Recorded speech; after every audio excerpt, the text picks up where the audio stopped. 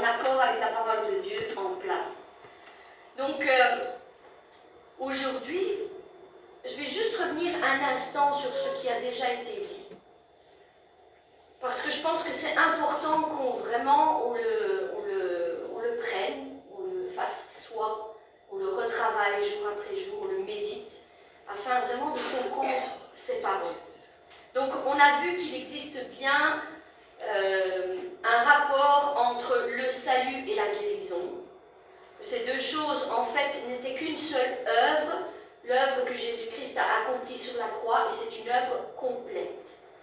Donc, j'avais pris l'exemple d'un colis, c'est un colis qui nous est donné, et bien souvent, bien trop de chrétiens ne prennent que 2-3 choses, plutôt une ou deux choses, dans ce colis, c'est-à-dire le salut et la vie éternelle, ça on le prend, ça c'est sûr, tout de suite, dès qu'on accepte, ça on le prend. Mais on ne se rend pas compte que dans ce colis, il y a beaucoup plus de choses, et on doit aussi les acquérir au fur et à mesure qu'on chemine et qu'on avance avec Dieu.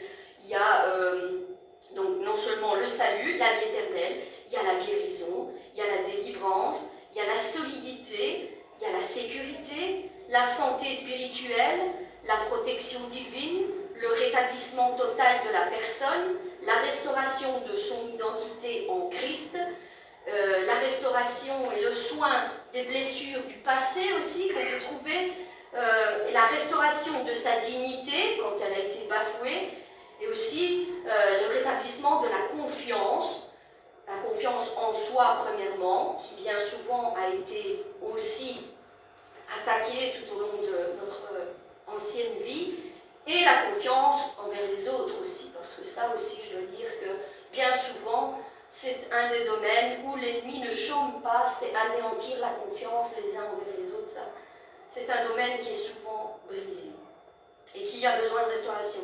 Donc dans plusieurs passages, on avait vu que Jésus déclarait qu'il soit fait selon ta foi, et ta foi en hébreu, c'est le même mot qui est utilisé pour que ta foi t'a sauvé ou guéri, selon les circonstances, selon les besoins de la personne. Que ta foi t'a sauvé ou ta foi t'a guéri, c'est exactement le même mot qui est utilisé, qui nous prouve que la foi, le salut et la guérison ne font qu'un. Et d'ailleurs, la parole nous dit que je souhaite que tu prospères à tout égard, pas seulement dans le salut, mais à tout égard, comme prospère ton âme. Donc, Dieu n'est pas l'auteur de la maladie, ça nous l'avons vu aussi. La guérison divine est une promesse, souvenez-vous, ça c'est ce qu'on avait vu la semaine dernière, c'est une promesse. Ce n'est pas la volonté de Dieu que vous souffriez, loin de là, ni que vous mouriez prématurément. Ça non plus, ce n'est pas sa volonté. Jésus est venu pour détruire les œuvres du diable. On a vu aussi qu'il a fait une alliance avec nous. Une alliance, c'est quoi? C'est un engagement qu'il a pris à notre égard quand nous l'avons accepté, quand nous avons dit oui. Je t'accepte, Seigneur Jésus, comme mon Seigneur et comme mon Sauveur et mon Seigneur. Donc c'est comme un engagement entre époux. Donc il s'engage envers nous pour nous combler et nous rendre heureux, bien sûr. Donc comme un bon mari le ferait vis-à-vis de sa femme ou vice-versa, bien sûr. Donc, et il nous disait, comme dans les bons, comme dans les mauvais jours, dans le bonheur, comme dans la tristesse. Donc, il s'engage vraiment avec nous.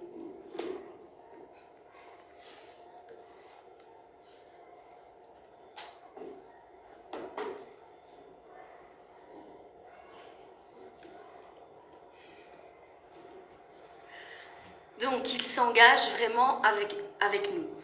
Il s'engage à ne pas rompre son engagement. Dieu n'est pas quelqu'un qui rompt ses engagements. Au contraire, quand il s'engage envers quelqu'un, quand il fait une promesse, il va jusqu'au bout.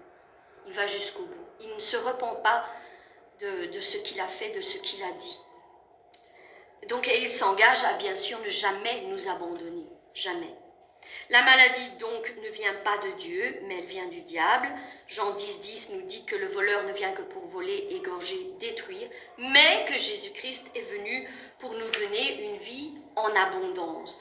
Et cette vie en abondance comprend bien sûr la guérison au nom de Jésus-Christ. Il nous a bénis de toutes les bénédictions dans les lieux célestes, donc c'est fait, il nous a bénis de toutes les bénédictions et la guérison en fait partie. Donc ça, c'est ce que nous avions vu la semaine dernière et la fois d'avant. Et aujourd'hui, nous allons entamer la suite de ce chapitre qui est « La guérison est-elle vraiment la volonté de Dieu ?» Je sais qu'on a déjà en partie répondu à cette question, mais il est important qu'on revienne un peu plus en profondeur sur ces choses. Est-ce que c'est vraiment la volonté de Dieu ?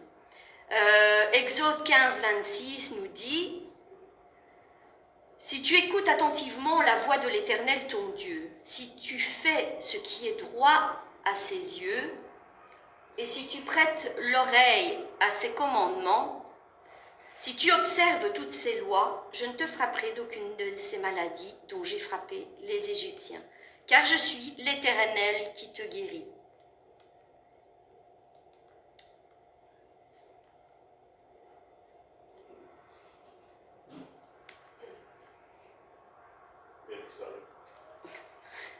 Bon, donc la guérison est la volonté parfaite de Dieu pour les hommes.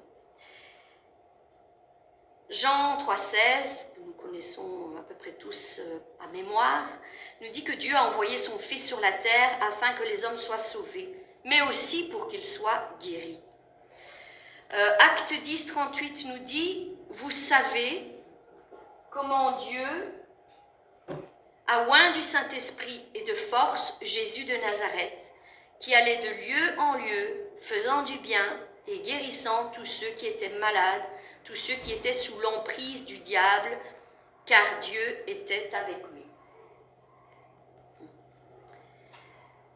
1 Timothée 2, de 4 à 6 nous dit « Cela est bon et agréable devant Dieu notre Sauveur, qui veut que tous les hommes soient sauvés, ou guéris, et parviennent à la connaissance de la vérité.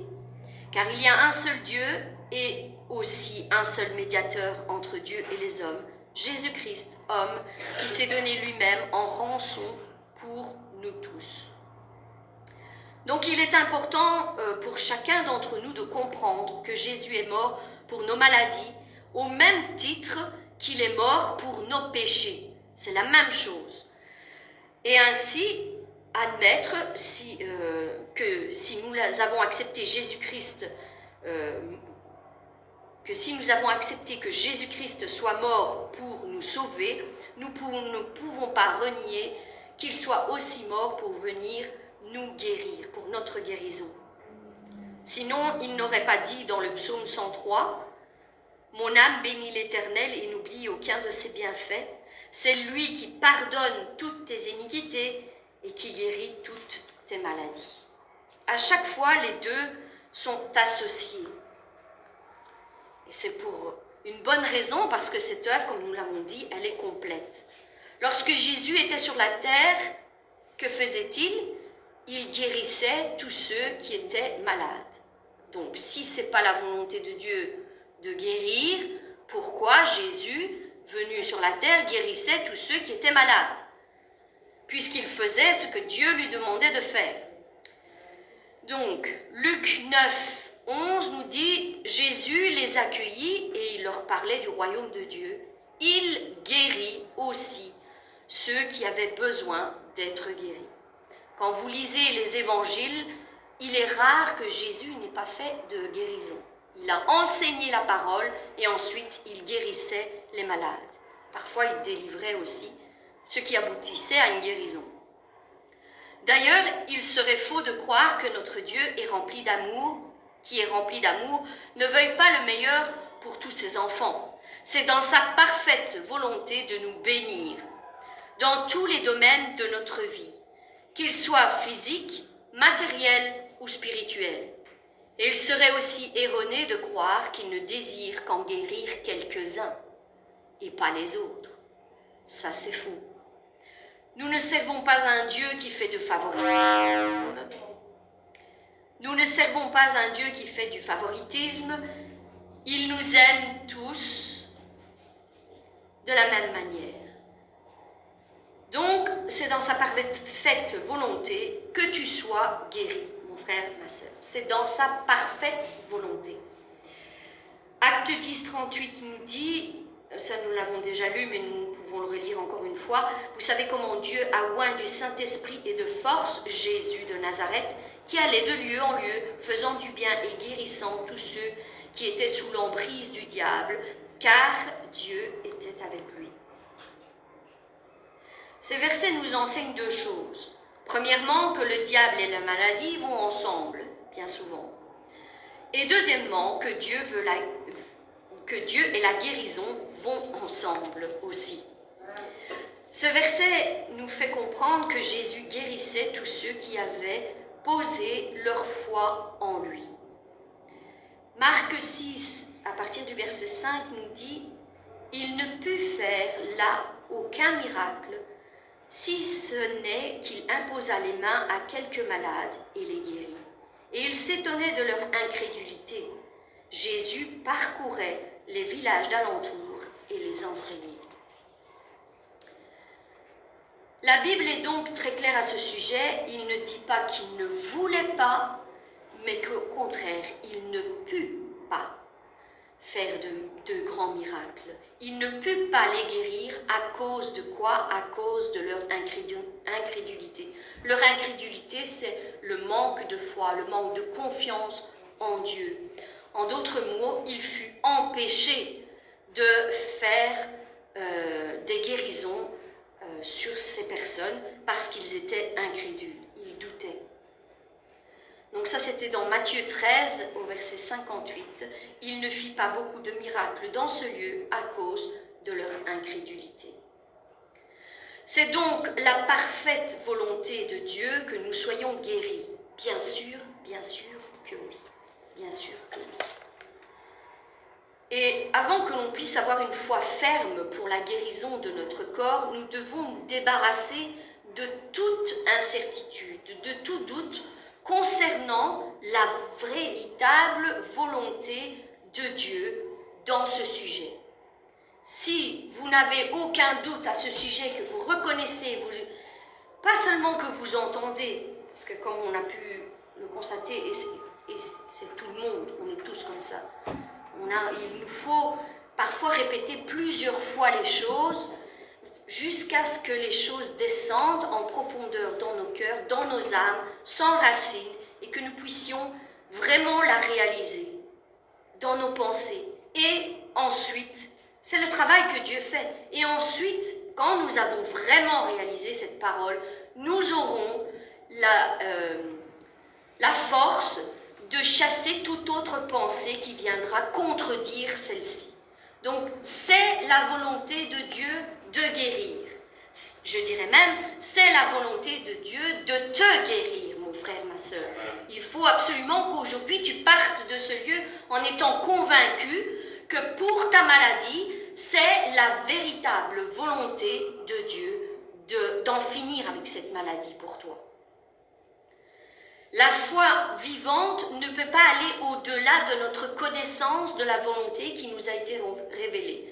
Donc, si ça ne nous a pas été révélé, on ne pourra pas aller au-delà de ça.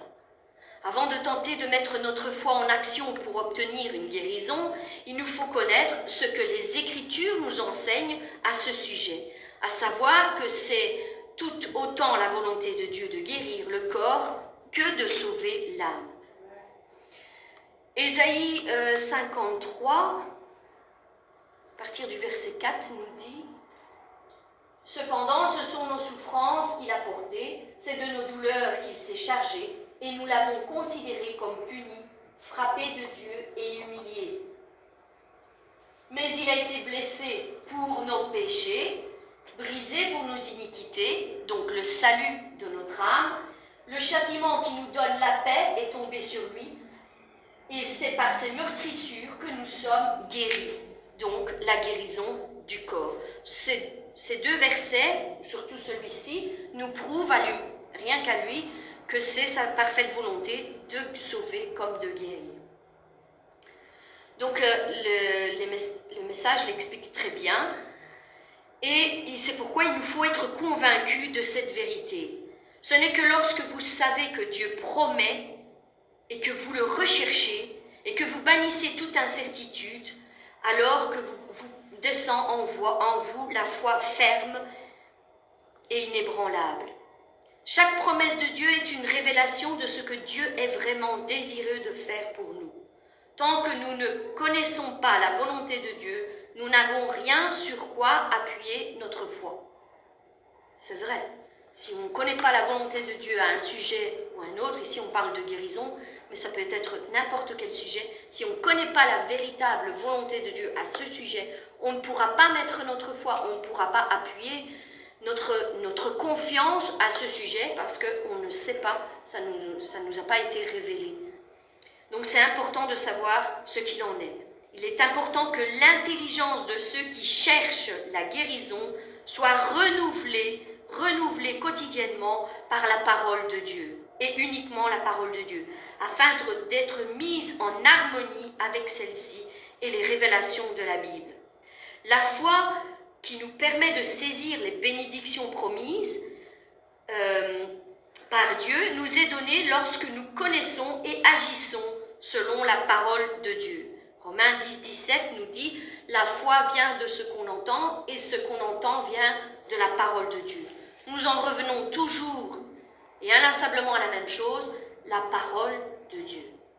Une attitude mentale correcte, c'est-à-dire une intelligence qui a été renouvelée par la parole de Dieu, permet d'avoir une foi ferme, pas une foi chancelante, tantôt oui, tantôt non, tantôt peut-être. Une foi ferme et basée sur la volonté de Dieu, sur la Bible, sur la parole de Dieu. Nous recevons constamment des témoignages de personnes pour lesquelles on a souvent prié, mais sans succès, et qui ont été merveilleusement guéries en comprenant subitement, en réalisant cette parole pour leur vie, pour leur propre vie. Parce que bien souvent, on pense que la Bible, c'est universel, c'est pour tout le monde. Voilà, Dieu parle, mais il parle pour tout le monde. Et c'est vrai, dans un sens. Mais on devrait plutôt prendre la Bible comme une parole qui nous est donnée à nous personnellement pour la mettre en pratique pour notre propre vie. C'est à nous qu'elle s'adresse premièrement. Et puis nous, une fois qu'on a reçu cette révélation, on peut enfin la donner aux autres aussi. Elle est accessible aux autres. La parole de Dieu est comme une semence. Jésus dit que la parole est une semence. C'est une semence de vie divine. Si vous recherchez la guérison et que vous n'êtes pas convaincu par la parole de Dieu, que c'est la volonté de Dieu de vous guérir, c'est comme si vous tentiez d'obtenir une récolte alors qu'il n'y a aucune semence qui a été plantée. C'est impossible. Il serait donc impossible, comme pour un fermier, de croire qu'il va obtenir une récolte tant qu'il n'a pas semé sa semence dans son champ. Donc il faut une action aussi de notre part.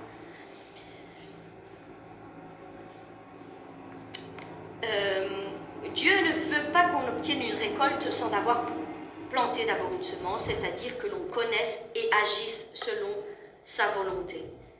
Jean 8, 32 nous dit « Vous connaîtrez la vérité et la vérité vous affranchira ou vous rendra libre » dans certaines versions.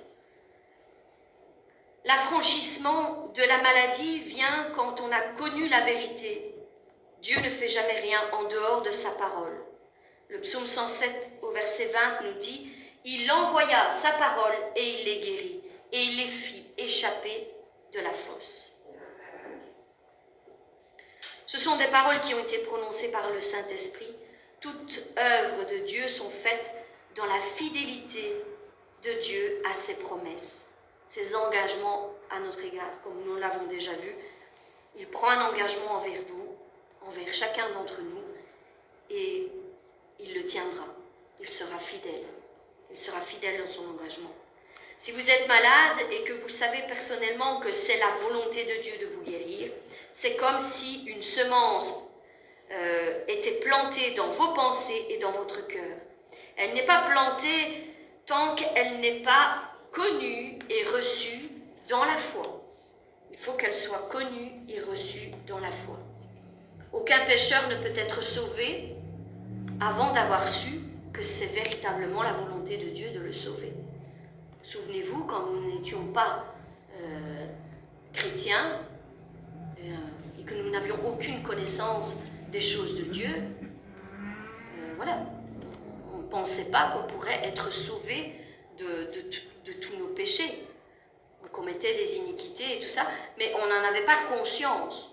Maintenant que cette parole nous a été révélée, qu'on peut être sauvé, qu'on peut être pardonné, bien maintenant on peut agir en conséquence et avoir la foi que quand on fermera les yeux, on ne sera plus ici-bas, mais on partira là-haut pour la vie éternelle avec notre Seigneur et notre Sauveur. Et c'est la même chose pour la guérison. Tant qu'on ne sait pas que c'est la volonté de Dieu de nous guérir, on a toujours des doutes à ce sujet. Et on ne recherche pas forcément la guérison. C'est la parole de Dieu qui est plantée, arrosée et gardée fermement dans la foi qui guérit l'âme et le corps. Parce qu'il y a toujours les deux qui vont en collaboration, collaborent ensemble. Donc l'âme et le corps, la guérison de l'âme et du corps. Cette semence doit rester plantée et il faut continuer inlassablement à l'arroser jusqu'à ce qu'elle produise une récolte, quelque chose de visible, de matériel en nous, matériel, de physique, je dirais plutôt. Il faut qu'elle produise quelque chose. Si vous dites « je crois que le Seigneur est capable de me guérir », beaucoup disent ce genre de paroles, sans savoir par la parole de Dieu qu'il veut vous guérir personnellement. C'est comme si un fermier disait « je crois que Dieu est capable de me donner une récolte », mais sans planter ni arroser de semences. Cela ne produira rien. Nous savons tous que Dieu est capable. Ce n'est pas là la question. C'est plutôt lui qui nous poserait l'inverse en disant « et toi, es-tu capable de croire que je vais le faire pour toi ?» C'est plutôt ça qui viendrait nous dire. Dieu ne veut pas sauver l'âme d'un homme sans que l'homme ait d'abord connu sa volonté dans ce domaine. En effet, on est sauvé par la foi en faisant confiance à Dieu qui nous révèle sa volonté. Donc, la guérison, c'est le salut du corps. Quand vous priez pour la guérison en utilisant ces paroles du genre si c'est ta volonté, Seigneur, eh bien vous détruisez la semence qui vient d'être plantée. Vous ne plantez pas une semence de foi ni de confiance, mais vous la détruisez par vos propres paroles.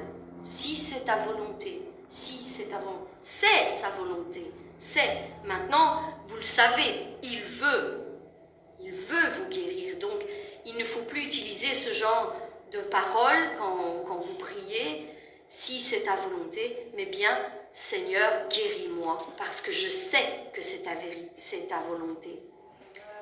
C'est la prière de la foi qui guérit le malade. C'est celle de la foi qui le guérira. C'est pour ça que souvent, que ce soit le pasteur ou moi-même, on vous dit qu'il faut changer inlassablement notre façon de parler.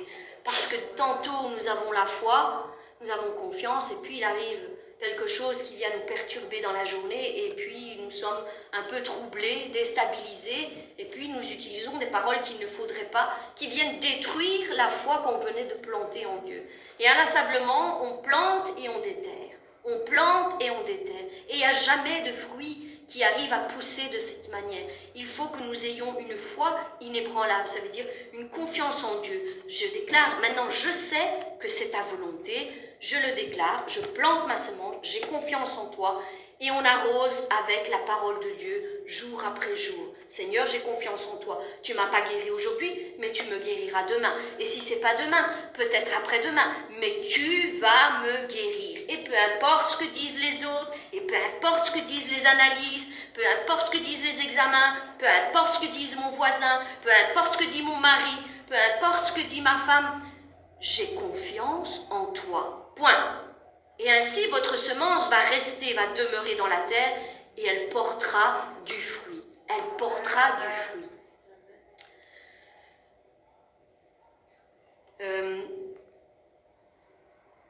Donc, le Saint-Esprit dit dans l'Évangile que c'est une puissance de Dieu pour le salut, de tous ses aspects physiques, spirituels ou charnels. L'Évangile ne nous laisse pas dans l'incertitude pour prier avec un si, c'est ta volonté. C'est pas ce que la parole nous dit. L'Évangile nous montre clairement que c'est la volonté de Dieu de nous guérir et il ne peut y avoir aucun doute à ce sujet. Si vous vous accordez, si vous lisez la Bible, vous verrez qu'il n'y a plus de doute à ce sujet. Elle nous déclare qu'il s'est chargé de nos maladies, comme nous l'avons lu. Il s'est chargé, c'est fait. Et si lui s'est chargé de nos maladies, que portez-vous alors ?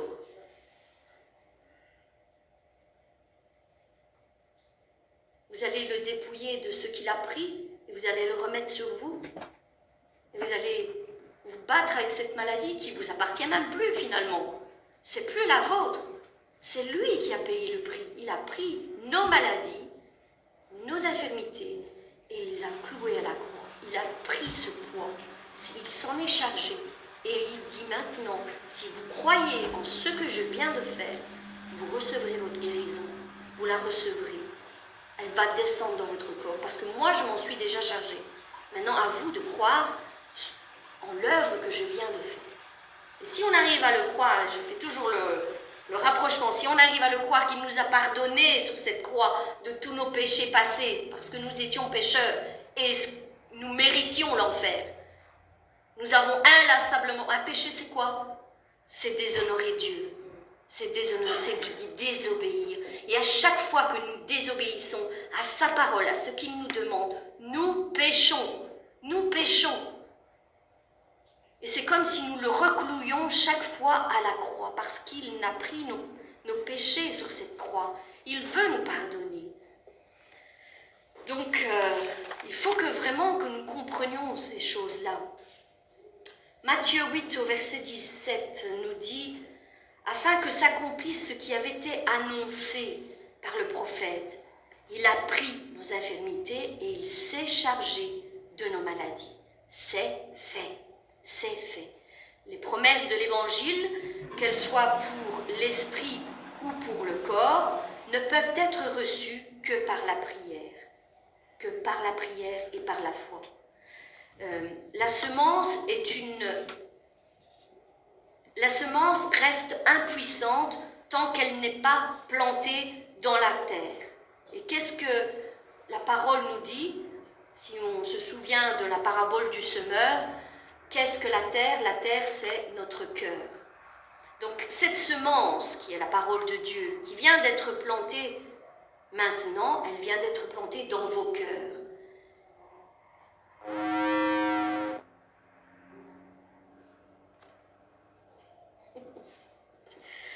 Donc, laissez-la entrer dans vos cœurs, laissez-la pénétrer dans vos cœurs. Et on pourrait un peu reprendre les choses qui ont été dites mardi. Il faut que nous ayons un cœur qui soit malléable. Sinon, cette semence, elle ne rentrera pas, elle ne pénétrera pas et elle ne pourra produire aucun fruit. Et d'ailleurs, c'est ce qui est raconté dans la parabole du semeur. Quand elle trouve une terre sèche, elle ne peut faire aucune racine. Les oiseaux viennent et la mangent. Il n'y a aucun fruit. Donc plus notre cœur sera malléable, plus on aura retiré les racines, les mauvaises racines, racines d'amertume, de haine, de non-pardon, de tout ce que vous voulez. Plus on aura retiré tout ça, on aura laissé la place à la bonne semence et plus vite elle portera du fruit. Donc voilà.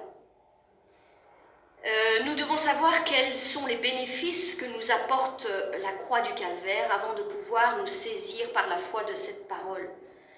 Donc nous l'avons lu dans le psaume 103, c'est lui qui pardonne nos iniquités et qui guérit nos maladies. lorsque nous avons été suffisamment éclairés, notre attitude envers la maladie devrait être la même que notre attitude envers le péché. Nous savons que nous ne devons plus pécher autant qu'il est possible. Et que si, occasionnellement, il nous arrive de pécher, nous avons un avocat auprès du Père, Jésus-Christ. Bien pour la maladie, c'est la même chose. Si pour le péché, nous évitons plein de choses pour ne pas pécher, nous accordons avec la parole de Dieu pour savoir quelle est la volonté de Dieu, qu'est-ce qu'il aime, qu'est-ce qu'il n'aime pas. Eh bien, il en est de même pour la maladie. Nous devons nous comporter vraiment en accord avec la parole de Dieu. Lisez tous ces récits des guérisons. Ça vous aidera à savoir comment vous devez recevoir votre guérison, comment vous devez vous comporter pour recevoir exactement la même chose que ces gens ont eu. C'est notre guide, la parole de Dieu est notre guide, et elle nous montre ce que nous devons faire. Notre détermination à ne pas vouloir pécher, elle doit être la même pour la maladie. Nous devons être déterminés à vouloir recevoir notre guérison. C'est important. Et on doit rester ferme dans cette détermination. Le fait que Christ ait porté sur lui nos péchés et nos maladies est certainement une raison valable pour lui faire confiance maintenant, pour être délivré de ces choses. Nous devons lui faire confiance. Qui aurait fait ce qu'il a fait lui? Et jamais, même par nos propres paroles, on ne pourra jamais lui rendre ce qu'il a fait. Qui aurait fait ça? Il n'y a pas grand monde. Je dirais même, il n'y a personne.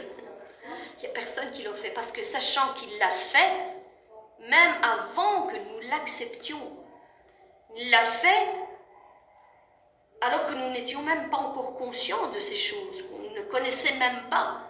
Alors que peut-être même certains d'entre vous l'avaient rejeté, renié, blasphémé. Il a quand même donné sa vie pour votre guérison et votre salut. Donc, qui pourrait lui rendre l'appareil? Personne. Personne. Donc, lorsque nous nous en remettons totalement à Dieu dans la prière pour être pardonnés de nos péchés, nous devons croire par l'autorité de sa parole que notre prière a bien été entendue. Elle a bien été entendue.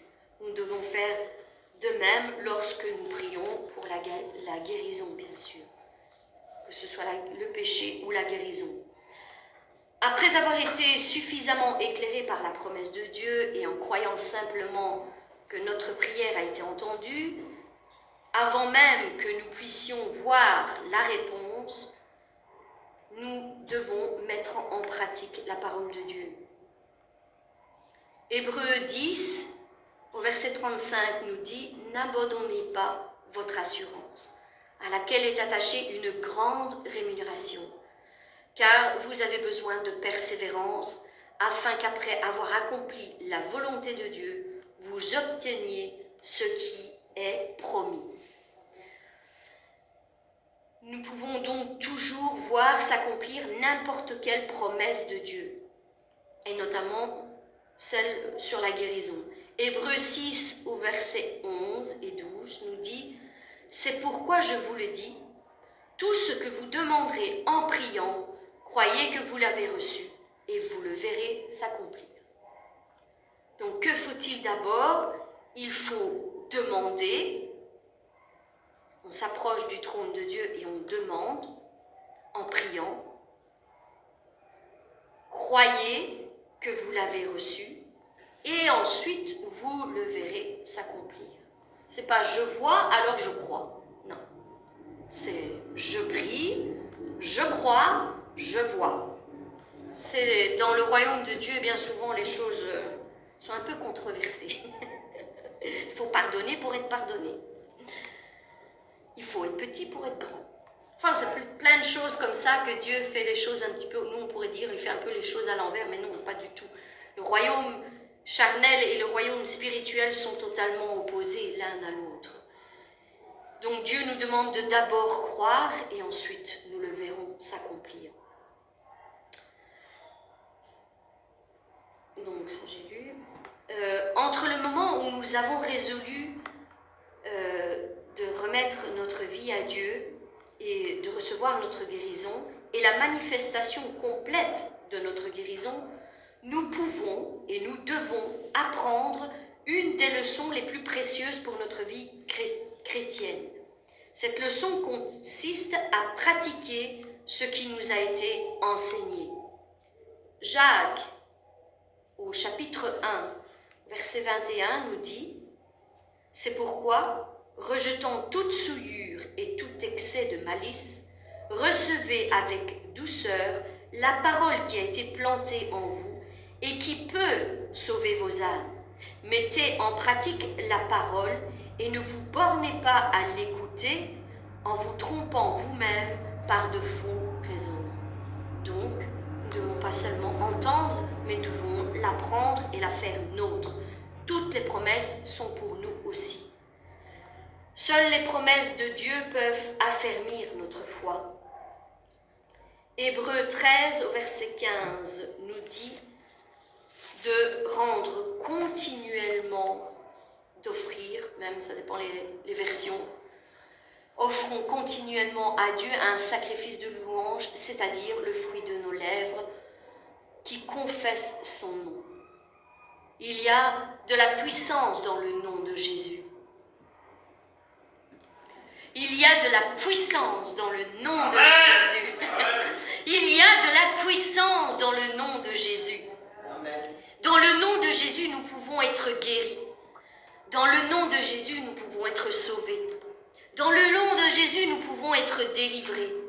Dans le nom de Jésus, nous pouvons voir toutes nos promesses se réaliser. Il y a vraiment une puissance incroyable dans le nom de Jésus. Les promesses de Dieu produisent des prodiges lorsque nous contemplons les réalités éternelles. Les promesses, sa fidélité face à ces promesses. Parce que Dieu est fidèle, Dieu demeure fidèle.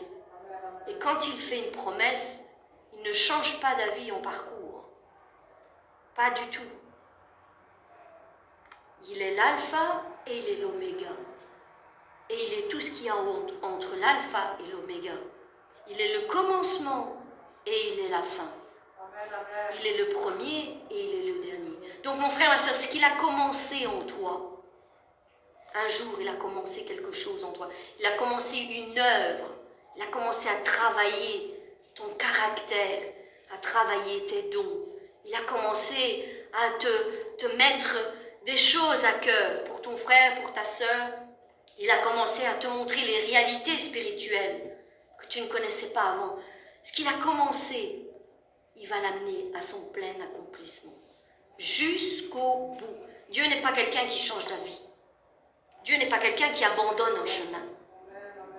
Même si la chose devient peut-être difficile en parcours, même si la personne peut-être traverse des hauts, des bas, des doutes, des incrédulités parfois, mais il essaiera toujours de vous ramener sur son chemin pour arriver jusqu'au bout avec vous. Mais seulement il faut rester à l'écoute. Même quand on traverse des moments les plus difficiles, restez à l'écoute. Et je sais combien ça peut être difficile, parce que malheureusement, quand nous avons certaines épreuves et difficultés, parfois sa voix semble brouillée dans nos cœurs. On ne l'entend pas. On cherche par la parole de Dieu, par quelque chose. On cherche, mais on ne trouve pas. On n'arrive pas à avoir cette pleine conviction parfois. Ça arrive. Mais au nom de Jésus, Dieu parle toujours. D'une manière ou d'une autre, restez attentifs. Et si vous n'arrivez pas à percevoir sa voix pour votre propre vie, comptez sur vos frères et vos sœurs qui sont autour de vous, parce que Dieu mettra toujours au moins une personne, minimum, une personne à vos côtés pour vous dire quel est le chemin. Dieu la placera pile poil devant vous et ils vous donneront les paroles qui viennent de lui. Parce qu'il se rend compte de la difficulté que vous avez. Si vous lui restez attaché, il le fera. Il l'utilisera, mais il peut même utiliser le plus petit. Même le plus petit peut avoir des paroles de la part de Dieu, sans le savoir. C'est ça qui est beau. Mais quand vous restez à l'écoute, tout de suite, vous dites « Ah, ça c'est une confirmation de la part de Dieu. » Gloire à Dieu. Gloire à Dieu. Nous devons toujours rester attentifs. Toujours. Et surtout quand nous sommes au plus bas. Surtout là. Soyez attentifs. Prenez les conseils, les directives qui vous sont données par vos frères et par vos sœurs qui prient pour vous. Qui prient pour vous. Et suivez ce qu'ils vous donnent. Les promesses de Dieu produisent donc des prodiges, comme je le disais, parce que Dieu est fidèle, lorsque nous pratiquons sa parole de Dieu. Dieu accomplit toujours ses promesses lorsqu'il... ce qu'il attend simplement, c'est une coopération de notre part. C'est important qu'il y ait un échange entre les deux. On ne peut pas être seul à parler. Il faut qu'il y ait un accord entre les deux pour qu'il y ait quelque chose qui se produise. Si Dieu nous dit inlassablement « je vais te guérir », mais vous n'y croyez pas, il n'y a rien qui pourra se produire. Donc il faut qu'il y ait un accord entre les deux. Lui nous dit qu'il veut nous guérir, et nous, on doit dire « Seigneur, je le crois, et je te laisse faire. Je te laisse faire. Prends ce que je suis, fais-le. Fais-le simplement. Je crois en toi, tout simplement. » Il faut enlever les doutes à ce sujet. Et j'espère que, bon, je sais que j'ai un peu allongé l'étude, mais j'espère que vous sortirez d'ici convaincus que c'est véritablement la volonté de Dieu à ce sujet-là. Donc, comme nous l'avons chanté, Marc 11 nous dit quoi? Je vous le dis en vérité, si quelqu'un dit à cette montagne, ôte-toi de là et jette-toi dans la mer, et s'il ne doute point dans son cœur, mais croit que ce qu'il dit arrive, il le verra s'accomplir. Il le verra s'accomplir. C'est pourquoi je vous le dis, tout ce que vous demanderez en priant, croyez que vous l'avez reçu et vous le verrez s'accomplir. Vous le verrez s'accomplir. Et c'est pour ça souvent on insiste un peu sur les paroles des chants, parce que ce n'est pas des chants juste pour chanter, c'est pour nous égayer aussi, je ne dis pas, mais c'est surtout quand nous chantons, et on est toutes les trois en accord sur ce sujet. Bonjour mes bien-aimés, donc comme vous le savez, le pasteur vous a averti, nous n'avons pas pu envoyer l'étude de jeudi.